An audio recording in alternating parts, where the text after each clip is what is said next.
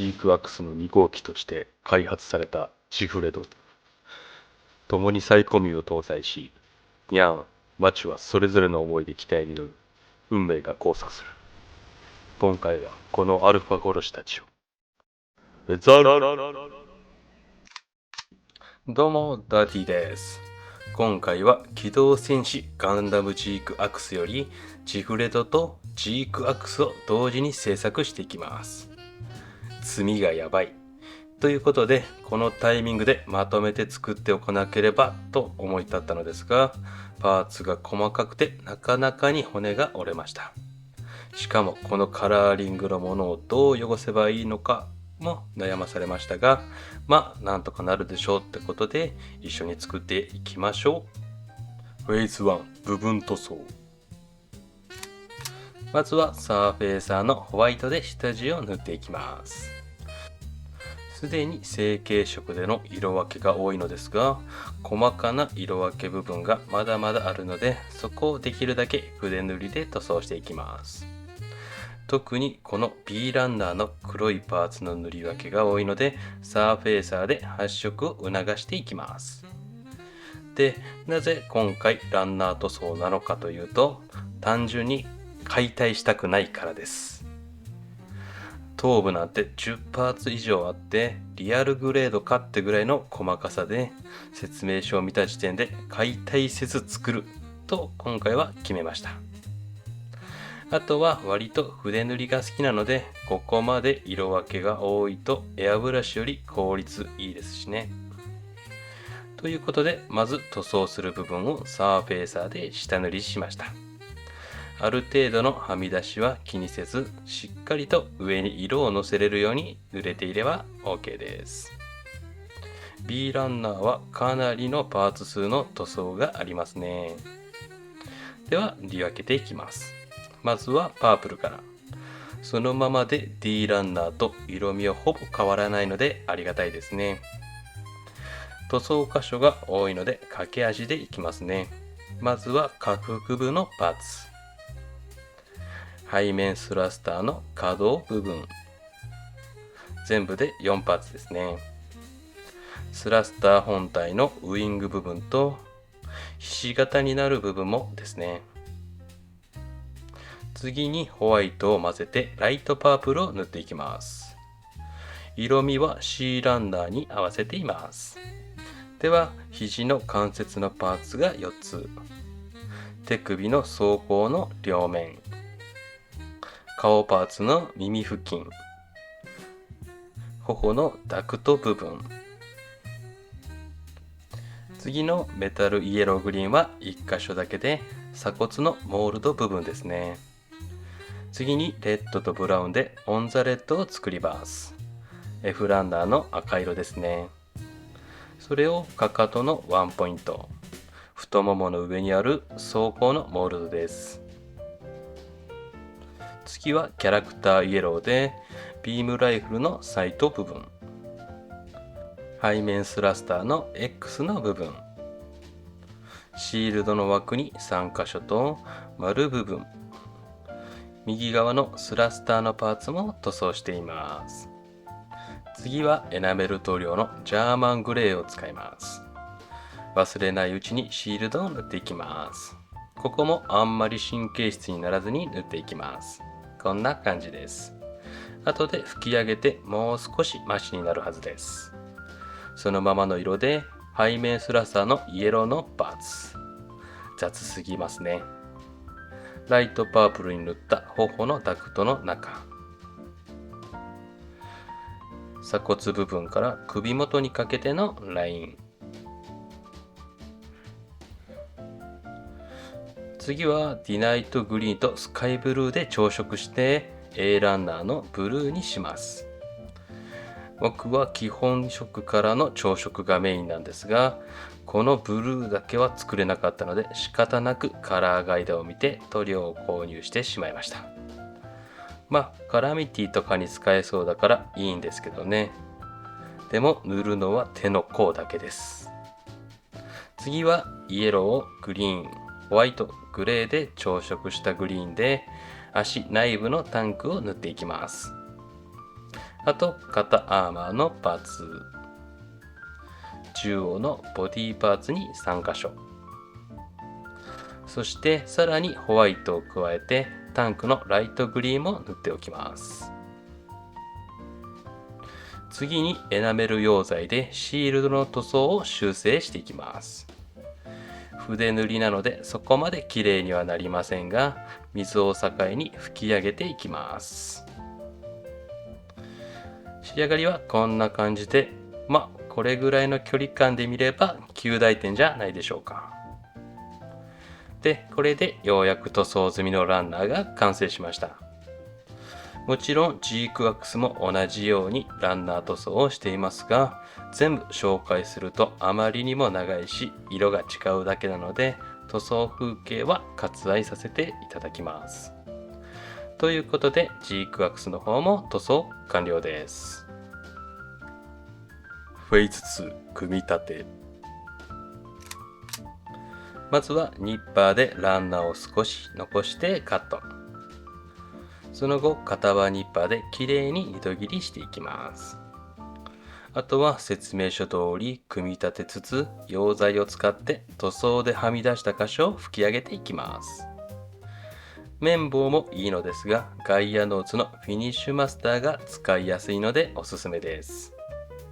こんな感じの仕上がりに。マーキングシールも組み立てながら貼っていきます。水を用意します。マーキングシールに水を浸してから貼っていきます。水によって一旦粘着力が落ちて位置決めがしやすくなります。ちなみに塗装した箇所のマーキングは使用せず、塗装以外の箇所のシールを貼っていきます。位置決めが終われば水転写式デカールのように綿棒で水分を吸ってあげれば元の粘着力に戻ります。これで綺麗に貼れましたね。塗装箇所がモールドなら拭き上げが楽なのですが、それ以外の箇所はスクレーパーを使ってはみ出した箇所を削っていきます。こんな感じでカンナ掛けの要領で削っていきます。もちろんデザインナイフでも大丈夫です。仕上がりはこんな感じで綺麗に直線上に修正ができています。フェーズ 2.5 光る目。今回の最大の難関はこのジフレドの複雑な形状の目でした。まずはシルバーで縁取りをしていきます。で、あまりにも細かいのでルーペを使っていきます。すみませんが動画を撮りながらの作業が無理だったので、こちらが塗り終わりです。ルーペを使った意味があるのかってぐらいはみ出してますけど、めっちゃ難しいんですよね。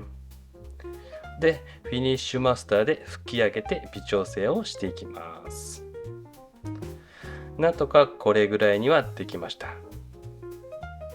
次にエナメル塗料の蛍光グリーンを同じように塗っていきます。で、こちら塗り終わりです。やはり一発ではなかなかうまくいかないので、ブラックライトで確認しながら再び拭き上げて微調整していきます。そして完成です。かなり頑張った方じゃないでしょうか。ブラックライト当てても、これならかなりいい出来ですよね。肩こりと引き換えになんとかできました。これでようやく組み立ても完了ですね。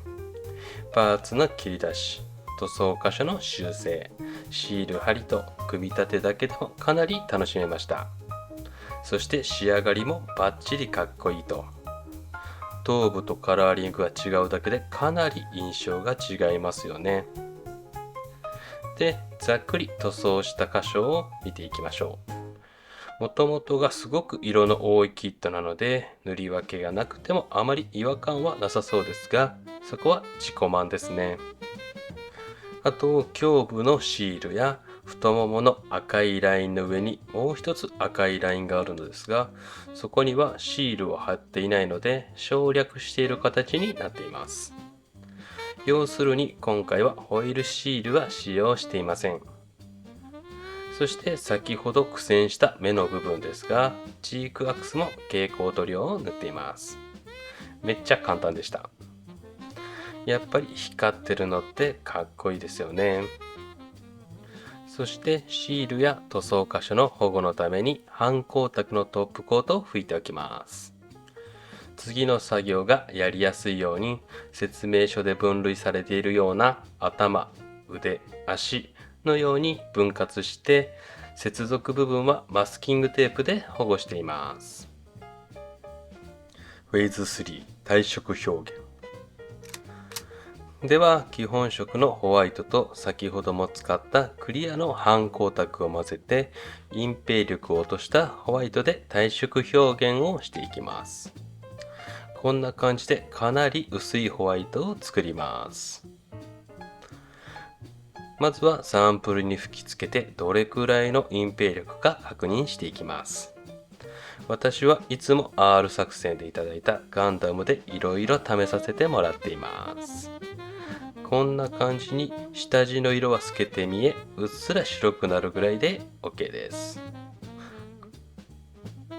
ではジフレとジークアクスともに拭いていきます。トップコートと同じ要領で全体にまとわせるように拭いています。こんな感じの仕上がりです。比較すると一目瞭然でサイドがぐんと落ちて少しおとなしい印象になりました。で、こちら全パーツ拭き終わり後です。簡単に体色表現ができ、パステルカラーのような色合いになりました。目の部分は気持ち避けて拭いています。フェーズ4、チッピング。エナメル塗料のジャーマングレーとライダージョーさんのスポンジポンポンを使ってチッピング表現をしていきます。こちら店頭で見かけて尊敬するモデラーさんのものなので興奮して即購入してしまいました。で、瓶をよく振って塗料を希釈なしでスポンジにつけてペーパーで塗料の量を調整してからパーツのエッジ部分にポンポンしていきます。今回ちょっと汚しすぎかなってぐらいでいいので恐れずにポンポンしてチッピング表現をつけていきます。仕上がりはこんな感じで汚いですね。ただ今回はここから少し違います。エナメル溶剤と綿棒を使います。綿棒に溶剤をつけてペーパーで余分な溶剤を吹き上げます。滴るぐらいついているとパーツの破損につながるので注意です。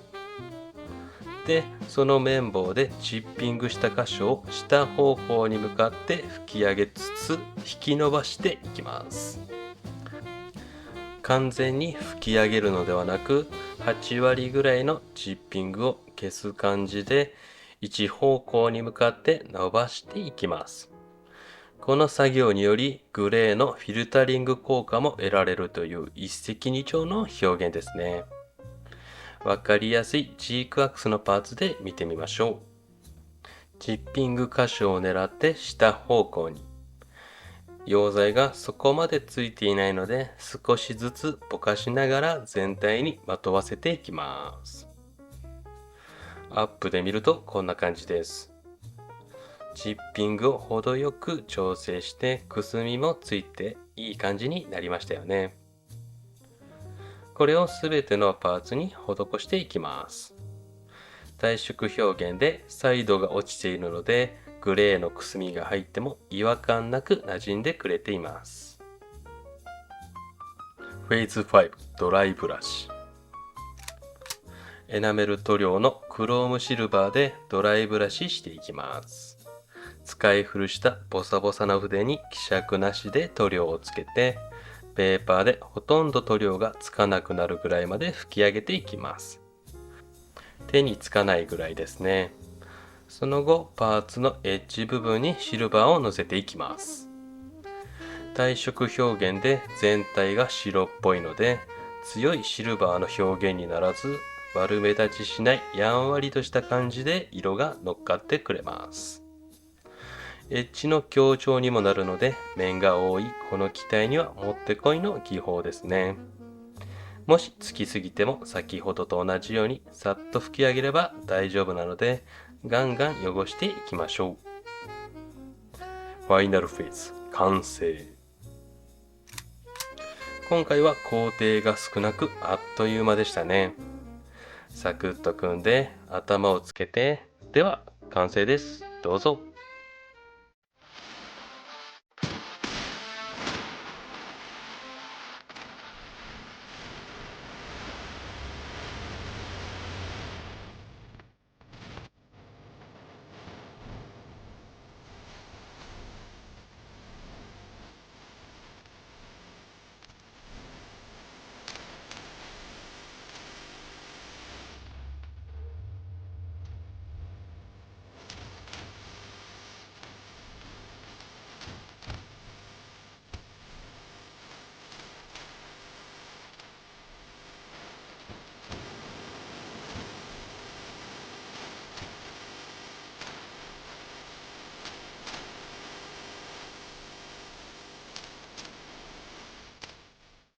では比較です。